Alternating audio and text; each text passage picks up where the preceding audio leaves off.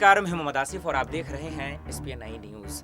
पंजाब के नए मुख्यमंत्री चरणजीत सिंह चन्नी जब से सीएम बने हैं उसके बाद से कुछ न कुछ पंजाब में हो ही रहा है।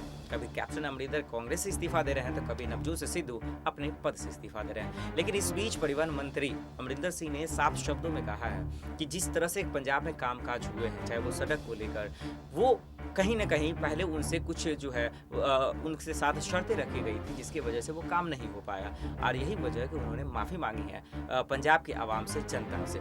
अब सवाल ये है कि उन्होंने जो माफ़ी मांगी है क्या वो सही किया है, और साथ ही ये भी जानेंगे कि आखिर पंजाब में चुनाव होने वाले हैं तो ऐसे वक्त में कांग्रेस जिस हालात में अभी है क्या फिर से वो दोबारा सत्ता वापसी कर पाएगी। नेहा इस वक्त मेरे साथ मौजूद है। नेहा, आपका बहुत बहुत स्वागत है। सबसे पहला सवाल ये है कि कैप्टन अमरिंदर जब सीएम थे तो उनके मंत्री भी रहे होंगे, अपने हिसाब से वो कामकाज कर रहे होंगे, लेकिन जब से उन्होंने इस्तीफा दिया तो अब धीरे धीरे सच्चाई निकलती हुई साबित हुई। परिवहन मंत्री ने साफ शब्दों में कहा है कि उनसे कुछ और ही शर्त किया गया था, लेकिन परिवहन चीज को लेकर, सड़क को लेकर कामकाज सही से नहीं हुए, जिसको लेकर पंजाब के आवाम से उन्होंने माफी मांगी। क्या उन्होंने सही किया या गलत किया?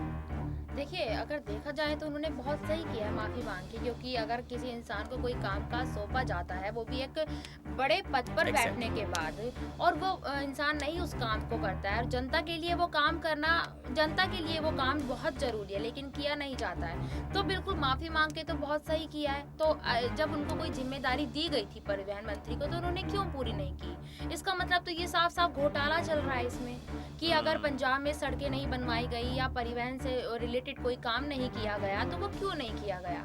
तो आम जनता के लिए तो आप फिर कहाँ, मतलब मायने ही नहीं रखते हैं ना, फिर आप क्या मदद कर पाएंगे आम जनता की आप? एग्जैक्टली बिल्कुल, इसमें कोई शक नहीं है, लेकिन सवाल ये है नेहा कि उनकी इस सच्चाई से क्या कांग्रेस को कोई फर्क पड़ेगा? क्योंकि तमाम पार्टियां जो है वो भले काम करे या ना करे, लेकिन वो जनता को यही बताने की कोशिश करती है कि उन्होंने अवामों के लिए बहुत शानदार काम किया है, कानून व्यवस्था में काम किया है, लोगों को रोजगार दिया गया है, राशन दिया गया है, LPG गैस दिया गया है, जो भी सरकारी योजनाएं हैं, जो वादे किए गए हैं वो लोगों तक पहुंचाने की बात कहते हैं, भले वो हो या ना हो।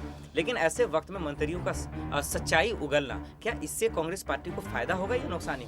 देखिए, अगर ये कुछ अलग हो रहा है, क्योंकि किसी भी पार्टी को आप ले लीजिए, अगर किसी पार्टी में ये बोला जाता है, जैसे कि आप मैनिफेस्टो की बात कर लीजिए, मैनिफेस्टो में इतने बड़े बड़े वादे किए जाते हैं, लेकिन उनमें से शायद एक या दो ही काम होते होंगे। तो अगर कांग्रेस पार्टी को इस वक्त में, कांग्रेस पंजाब में इस तरीके से अपनी सच्चाई बता रही है, तो जनता के लिए एक अच्छी चीज भी हो सकती है। जनता भरोसा कर सकती है कि भाई इंसान ने सच्चाई बताई है तो उसमें कहीं ना कहीं कुछ कारण हो सकता है।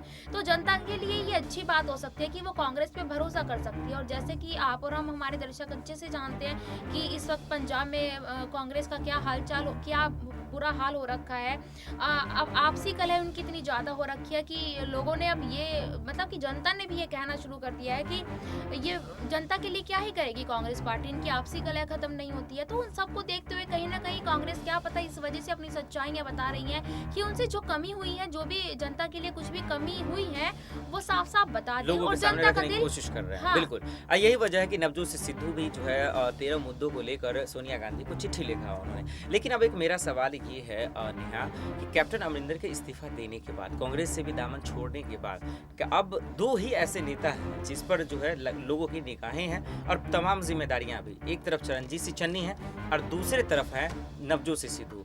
आपको क्या लगता है कि इन दोनों में तो पंजाब में कांग्रेस के लिए बेटर काम कौन कर पाएगा, बेटर साबित कौन हो पाएगा? आपको क्या लगता है? नहीं, देखिए, अभी हम ये बता नहीं सकते कि दोनों में से कौन बेटर कर पाएगा, लेकिन हाँ, आप एक चीज़ देखिएगा कि नवजोत सिंह सिद्धू जो है पंजाब के लिए वो बहुत एक अहम चेहरा है, क्योंकि नवजोत सिंह सिद्धू की जो पंजाब में लोकप्रियता है वो काफ़ी हद तक है, और यही कारण है कि पंजाब कांग्रेस ने, यानी कि पार्टी अलकमान ने उनका इस्तीफा स्वीकार नहीं किया था, वो भी इस वक्त पे जब पंजाब में 2 महीने बाद एक बड़े चुनाव होने वाले हैं। यही कारण था कि सोनिया गांधी ने उनका इस्तीफा मंजूर नहीं किया था, क्योंकि जो सिद्धू की वहाँ पे पंजाब में जो बोलबाला है, उनकी लोकप्रियता है वो काफ़ी अधिक है, और इस वक्त पे अगर सिद्धू पंजाब कांग्रेस पार्टी को छोड़ देते तो काफ़ी भारी नुकसान उनको भुगतना पड़ सकता था।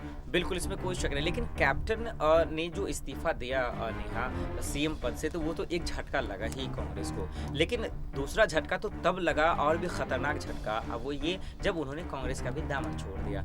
अब आपको क्या लगता है कि क्या कैप्टन अमरिंदर अगर साथ में रहते कांग्रेस के, तो 2022 के चुनाव में ज़्यादा फायदा मिलता कांग्रेस को, या अब नहीं है तो ज़्यादा फायदा मिलेगा कांग्रेस को? देखिए, ये बात थोड़ी-सी कहनी बड़ी मुश्किल है कि उनको फ़ायदा मिलता है या नहीं, लेकिन एक चीज़ देखिए कि अगर अमरिंदर सिंह ने अपने जो भी अपने वादे किए थे वो पंजाब की जनता के लिए पूरे नहीं किए हैं, और दूसरी चीज़ ये भी लगाई जा रही थी कि उनकी उम्र इतनी ज़्यादा हो गई है कि वो किसी चीज़ को, अपनी ज़िम्मेदारी को अच्छे से निभा नहीं पा रहे थे। उसमें कहीं न कहीं बीच में अड़ंगी उनकी उम्र दे रही थी। तो कहीं न कहीं कांग्रेस पार्टी को ये लग रहा था कि शायद अगर ये इस्तीफ़ा दे देते हैं या उन्होंने अपना इस्तीफ़ा दे दिया तो शायद कांग्रेस पार्टी को इतना ज़्यादा फ़र्क नहीं पड़ा। लेकिन हाँ, कांग्रेस को छोड़ने के बाद कांग्रेस पार्टी को थोड़ा-सा फ़र्क पड़ा है कि शायद पार्टी में ही होते वो तो थोड़ा पंजाब को फ़ायदा मिलता। बिल्कुल, इसमें कोई शक नहीं। एक आखिरी सवाल नेहा आपसे, और वो ये है कि क्या अगर मानते हैं कि अगर वो बुजुर्ग हो गए हैं, अगर उनकी एज ज़्यादा हो गई है, इस वजह से अगर कांग्रेस ने उन्हें नकारा है या उनका इस्तीफा दिलाया गया या करवाया गया है, तो फिर आखिर भारतीय जनता पार्टी जो देश की सबसे बड़ी पार्टी है, भले ही कांग्रेस पंजाब में उनका उतना वजूद नहीं है, उतना गढ़ नहीं है, लेकिन आखिर वो कैप्टन अमरिंदर पे अपना डेरा डाले हुए है। उनको चाहती है कि किसी भी सूरत में वो उनके पार्टी में चले आए। अगर वो नहीं भारतीय जनता पार्टी में शामिल होते हैं, तो कैप्टन अमरिंदर ने जब से ये ऐलान किया कि वो अपनी पार्टी बनाएंगे, तो वो चाहते हैं कि उनके साथ साझा कर ले, यानी गठबंधन कर ले। और आपको क्या लगता है कि आखिर भारतीय जनता पार्टी जो इतना तवज्जो कैप्टन अमरिंदर को दे रही है, फिर क्यों?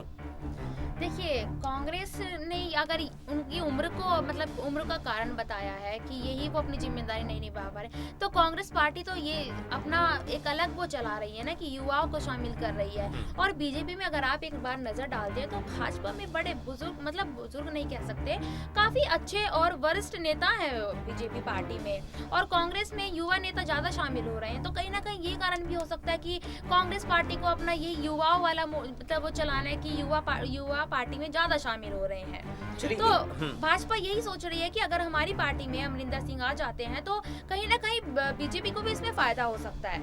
एक छोटा सा और सवाल है नेहा आपसे कि जिस तरह से चरणजीत सिंह चन्नी जो सीएम है, एक युवा है, इसमें कोई शक नहीं है, दलित समाज से आते हैं, क्या आपको लगता है कि जिस तरह से गरीबों का, दलितों का, भले ही पार्टी की जो भी मंशा हो, जो भी इरादा हो, लेकिन इसी ही बहाने, राजनीति के ही बहाने जिस तरह से गरीबों को मौका दिया जा रहा है, दलितों को मौका दिया गया है, क्या पंजाब की आवाम खुश होगी इस निर्णय से? जिस तरह से सीएम चरणजीत सिंह चन्नी दलित समाज से आते हैं, और उस समाज से आज़ाद भारत के इतिहास में पहली बार हुआ है पंजाब में जो एक कोई दलित समाज से कोई सीएम बना था, क्या उसका फायदा मिलेगा?